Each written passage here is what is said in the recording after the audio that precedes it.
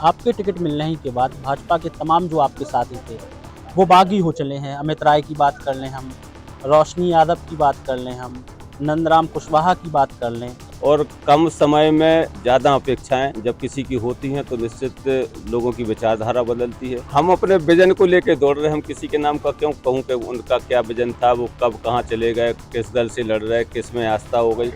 कहीं दीपनारायण जी योगी के बुलडोजर के डर से मध्य प्रदेश की तरफ कूच तो नहीं कर रहा है? ऐसे कौन लोगों को चाहेगा कि 5 साल तक कहीं कुछ दिखते नहीं। 5 साल में एक जातिवाद का विषय लेके खड़े हो जाते हैं कि मेरी जाति के कितने वोट हैं।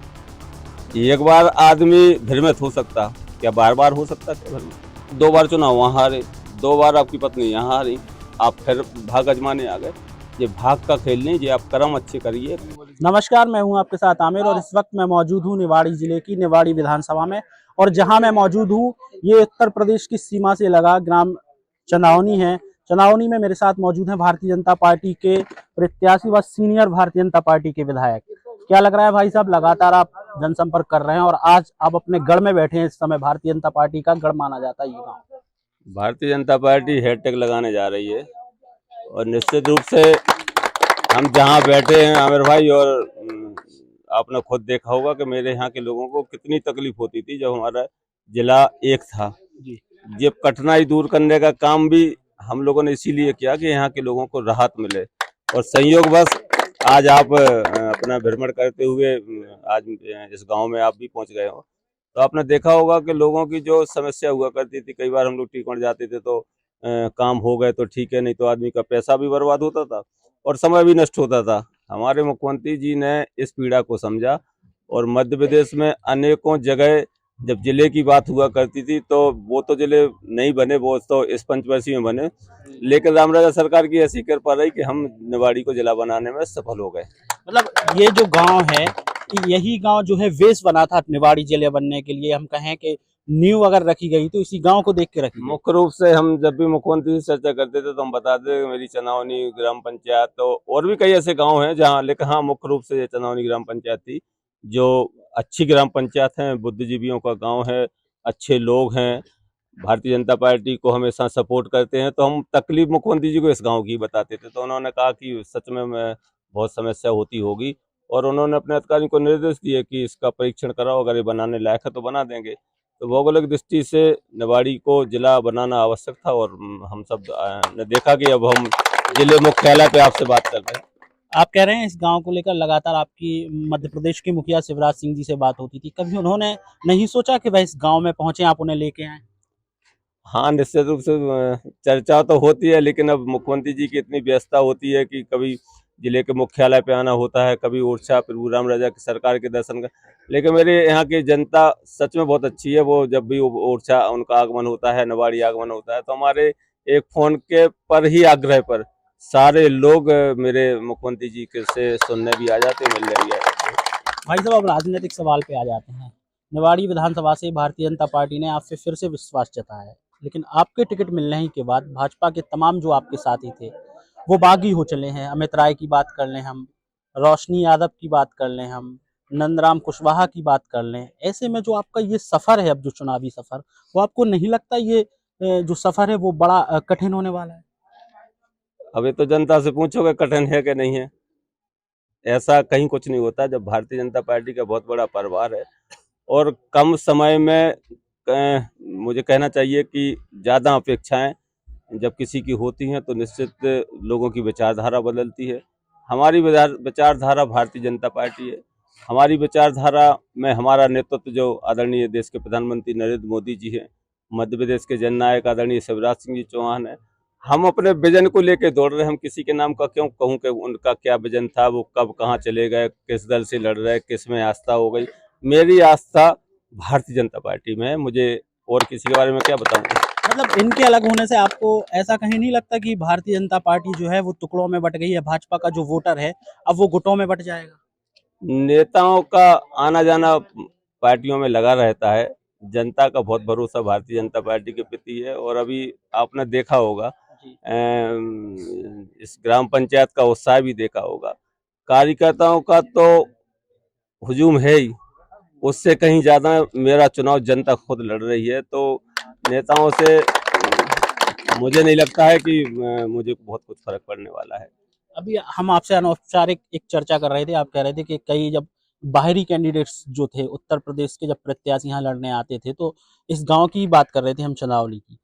आप कह रहे थे कि वो इस गांव के साथ साथ उत्तर प्रदेश में भी प्रचार पे लग जाते थे, क्या ऐसा दृश्य कभी हुआ? हाँ, ऐसा हुआ। खैर अब वो प्रत्याशी नहीं है, लेकिन कई ऐसे प्रत्याशी भी बीच में आ गए थे कि जो निश्चित रूप से उनको यही पता नहीं था कि हम उत्तर प्रदेश के किस गांव में चले गए, क्योंकि जो मध्य प्रदेश है। और वो अक्सर अक्सर अक्सर जब गांव में लोग जाते थे तो वो बताते थे कि भैया मेरे यहाँ तो अभी चुनाव है ही नहीं, आप मध्य प्रदेश में चुनाव है। तो अरे तो सॉरी सॉरी यार, मुझे लगा ये विधानसभा निवाड़ी का ही गाँव होगा। लोग मेरे यहाँ की जनता को क्या समझते हैं कि मेरी जनता ऐसी है कि आप बरगलाओगे, आप कुछ भी बोलोगे और जनता मतदान कर देगी। जनता ईमानदारी के साथ, जनता अपने जनप्रतिनिधि को ऐसा चाहती है कि सरलता हो, ऐसा चाहती है कि वो उपलब्ध हो, ऐसी चाहती है कि मेरे क्षेत्र के विकास में उनकी प्रॉपर नज़र हो। ऐसे कौन लोगों को चाहेगा कि 5 साल तक कहीं कुछ दिखते नहीं, 5 साल में एक जातिवाद का विषय लेके खड़े हो जाते हैं कि मेरी जाति के इतने वोट हैं। एक बार आदमी भ्रमित हो सकता, क्या बार बार हो सकता? क्या भ्रमित? क्या हम इसलिए चुनाव लड़ने आते हैं कि हमारा खुद का व्यक्तित्व बढ़े, क्या हमारा खुद का ग्लैमर बढ़े? क्या जनता से कोई लेना देना सरोकार नहीं? क्या किसी के दुख सुख में आप खड़े होते हो? तमाम प्रकार की बातें होती। तो मुझे 17 तारीख को जब ईवीएम दबेगा तो 1 नंबर पे जो अनिल जैन का कमल का बटन है वो इतना दबने वाला है कि कोई इसको रोकने वाला नहीं। उत्तर प्रदेश के बाहुबली दीप नारायण आपकी विधानसभा में फिर कूच कर चुके हैं, क्या लग रहा है कितना इफेक्ट कर पाएंगे वो? वो देखो, निश्चित रूप से जनता के दुख दर्द में आते तो मैं भी स्वागत करता, जी। लेकिन आना तो चाहिए।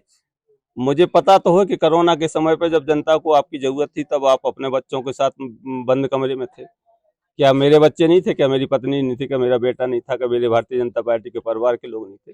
हम लोगों को अस्पतालों में इंजेक्शन उपलब्ध करा रहे थे, हम अस्पतालों में दवाइयाँ उपलब्ध करा रहे थे।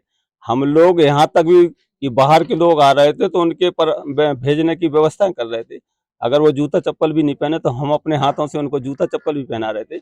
ऐसे समय में जब लोग दूर से बात नहीं कर रहे थे, उस समय हम अस्पतालों पे एक हिसाब से कहें कि अस्पतालों पे टेबलों पे बैठ गए थे।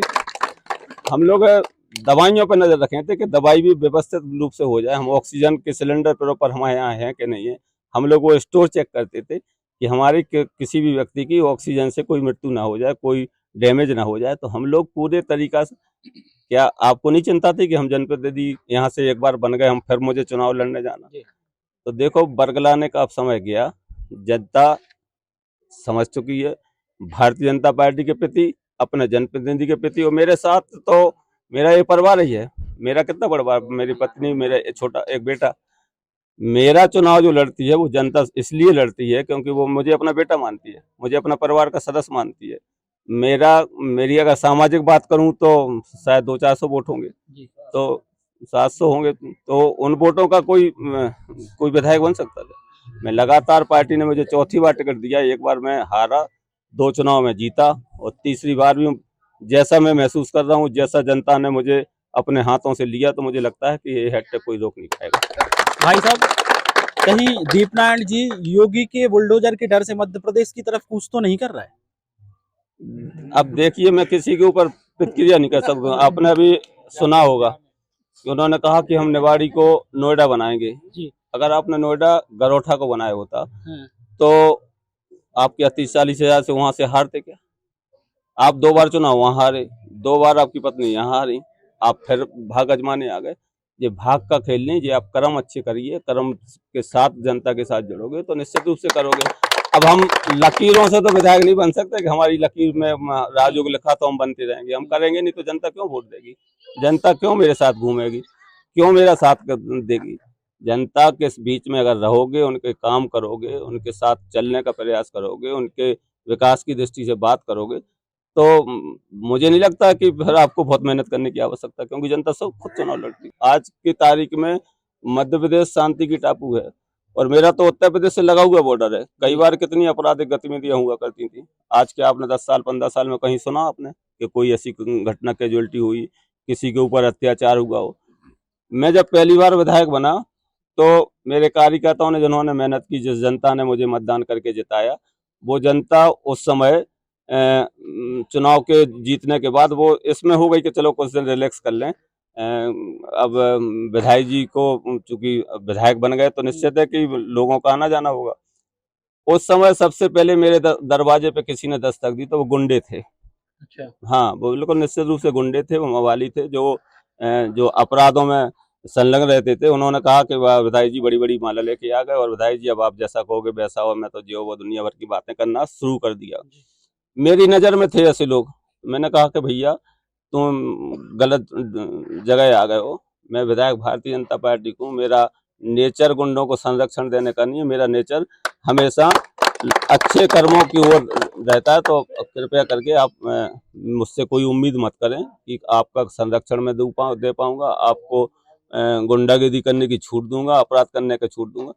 तो लोग दूर चले गए और वो दिन है कि आज का दिन है। निवाड़ी में शांति का टापू ऐसे ही नहीं कर लगे। लोग कहते हैं ना कि अमन चैन है तो फिर मुझे अनिल जैन चाहिए। अनिल जैन को ऐसे ही नहीं चाहते कोई, इसलिए चाहते कि हमने ऐसे लोगों को दूर किया और आम जन को राहत देने का काम किया। आज आप चले जाओ, चैन की नींद सो रहे सारे लोग, उनको अपने घर में निश्चिंता है। मेरी आज बेटियां हो, बहुएं हो, वो 12 बजे रात को भी घर पहुंचती हैं अपनी सुरक्षित। ये जो विषय थे, हम अगर उस ओर जाते तो मेरी विधानसभा वैसी चल देती। हमने उसको दूरी बनाई और अपने लोगों को राहत देने का, अपने लोगों को सुरक्षा देने का एक बेहतर प्रयास किया। इसलिए जनता आज हमारे साथ खड़ी है। अंतिम सवाल, भारतीय जनता पार्टी ने आप पे विश्वास किया है, अनिल जैन इस विश्वास पे कितने खरे उतर पाएंगे? देखिए, मेरा लक्ष्य विजन किसी से उलझना नहीं है। जैसे आज जो प्रत्याशी हैं वो अगर फॉर्म में आ गए तो कुछ भी किसी के लिए बोल देते हैं। उनको यही नहीं होता कि कोई जनप्रतिनिधि, एक जनप्रतिनिधि की भाषा में मर्यादा होनी चाहिए, एक संयम होना चाहिए। हम पद पे हैं, हम विधायक हैं, हम किसी के प्रति गलत कैसे बोल सकते हैं? हमें तो अपनी मर्यादा है। हमें क्रोध भी आता होगा तो हम पी जाते, हमें किसी ने कभी गुस्से में नहीं देखा होगा। हम कई बार होती हैं, कई बार जनता भी उलझ जाती, कुछ विषय को लेकर हो जाती, किसी का काम मेरे से अप्रत्यक्ष रूप से कभी कुछ ऐसा हो जाता कि किसी के काम नहीं कर पाए, तो कई बार ऐसा होता कि वो क्रोध का सामना होता है। तो हम उसको एक ऐसा बैलेंस करके कोशिश करते कि सामने वाले की गुस्सा भी शांत हो और उसका कुछ नुकसान हुआ हो तो उसको हम ठीक करने का हम प्रयास करें। तो ऐसे जनप्रतिनिधियों की एक भाषा का जो मैंने जो देखा है, ऐसा क्या होना चाहिए। लेकिन लोग अपने आप को जनप्रतिनिधि भी कहते हो, मर्यादा को वो जितने भी तार तार हो सकते हो मर्यादा का तार तार भी करते। पर बहुत परिवर्तन आया राजनीति में, पुरानी राजनीति और आज की राजनीति। हाँ, परिवर्तन तो है, चूंकि जनप्रतिनिधियों की एक जो कार्यशैली होती थी उसमें थोड़ा परिवर्तन तो है, लेकिन निश्चित रूप से जनता बहुत मूल्यांकन करती। और आज अपन ये नहीं कहें कि किसी भी वर्ग की बात हो। मैं अपनी विधानसभा के एक दिन एक गांव से रात को 10 बजे एक भंडारे से लौट रहा था। मैं एक आदिवासी एसटी वाली बस्ती पे 10 साढ़े 10 का टाइम होगा। उस समय वो सब अपने अपने मोबाइलों पे ऑस्ट्रेलिया का मैच देख रहे थे। अब आप एसटी की बस्ती में और रात को 10 साढ़े 10 बजे नाइट वाला वो मैच वो देख रहे। तो आज जनता इतनी जागरूक हो गई कि वो सोशल मीडिया के माध्यम से भी पूरा देश देख रही, वो पूरे देश को समझ रही। वो सब कह रही। हमने कहा कि सीताराम इस समय तुम क्या कर रहे थे? बोले हम तो विधायक जी ऑस्ट्रेलिया का मैच देख रहे हैं। तो आप परिकल्पना करो, बोले थोड़ी देर पहले एक वीडियो आपके खिलाफ आ रहा था तो वो भी देख रहे थे। तो हम लोग हंस रहे थे कि हमारे विधायक के खिलाफ भी कोई कुछ भी बोल देता और हमारे विधायक हैं कि मुस्कुराते रहते। तो लोग एक बहुत तेजी के साथ लोग मूल्यांकन करने लगे अपने जनप्रतिनिधि का। और निश्चित रूप से मुझे जो रहता है कि हमने अपने जीवन में कोई ऐसा कार्य नहीं किया जिससे जनता को तकलीफ हो, मुझे खुद तकलीफ हो या मेरे नेतृत्व को तकलीफ हो। मैं हमेशा प्रयास करता हूं कि अमन चैन रहे, सारे लोग खुश रहें और इस विजन को लेके बढ़ने का हमने हमेशा बेहतर प्रयास किया। एक परिकल्पना भी जरूर है, क्योंकि विकास कभी रुकता नहीं। विकास ऐसा नहीं कि जिला बन गया तो वो जिला पूरा कोई मॉडिफाइड कोई बन के आ गया हो कि जिला स्थापित हो गया। जब जिला बना है तो निश्चित है कि जिला को बनाने के लिए हमको अभी समय लगेगा। हमें पिछली 5 साल में हमने भवन बनाने के प्रारंभ कर दिए, हमने अस्पताल बनाना प्रारंभ कर दिए, हमने ओरछा में महाविद्यालय का काम शुरू कर दिया, राम राजा लोक का काम शुरू हो गया, जामनी बेतवा पुल बन के तैयार हो गए। सड़कों के जाल बिछ गए, 400 करोड़ से लगभग घर घर हमने पानी भेजने का काम कर लिया। हमने जो व्यवस्थाएं हो सकती थी विकास की, हम जिस ग्राम पंचायत में बैठे, यहाँ बढ़िया हायर सेकेंडरी की स्कूल खोले, आने वाले समय में मेरी इच्छा है, गांव की भावना भी कि यहाँ सीएम राइज स्कूल भी हो, तो हम वो भी चाहते कि यहाँ सीएम राइज ऐसे स्कूल भी होना चाहिए, क्योंकि ये बुद्धिजीवी क्या और इतनी दूरी वाला गांव है कि हाँ यहाँ इस तरह की व्यवस्था कनेक्टिविटी नहीं रहती, तो इनके सुविधाओं की दृष्टि से होना चाहिए। लेकिन अंत में इतना जरूर कहूँगा कि मेरा अभी जो आने वाला विजन है, हर खेत तक पानी पहुंचे। जब पानी पीने की बात होती थी तो लोग मजाक उड़ाते थे, नगरों में तो पानी पहुंच जाता था, किसी गांव की कोई परिकल्पना करता था कि गांव के मजरा टोलों पे भी पानी होगा। आज गलियों में कीचड़ जो बह रहा, वो कोई नाली न बनने से नहीं बह रहा, वो बिसलरी का पानी बह के नालियों का कीचड़ में परिवर्तित हो गया। ये अपने आप में एक अभूतपूर्व परिवर्तन ही तो है कि मैंने महिलाओं को घर घर तक पानी भेजने की व्यवस्था कर दी। वो व्यवस्था पहले भी तो कोई कर सकता था, लेकिन कभी किसी ने इस ओर ध्यान नहीं दिया। केवल अपने स्वार्थ बस कह लें, या राजनीति अपनी चमकाने के लिए कह लें, या फिर जनता को केवल भ्रम फैलाने के लिए कह लें कि हम अब अगली बार वोट दोगे तो हम ये करेंगे, और लोग विश्वास करते रहे, लगातार लोग जीतते रहे, लेकिन करा धरा कुछ नहीं। करने का काम जब आया तो भारतीय जनता पार्टी की, मैं तो कह सकता हूं कि अगर कोई हमसे घंटों का है तो हम घंटे विकास के काम बताते रहेंगे।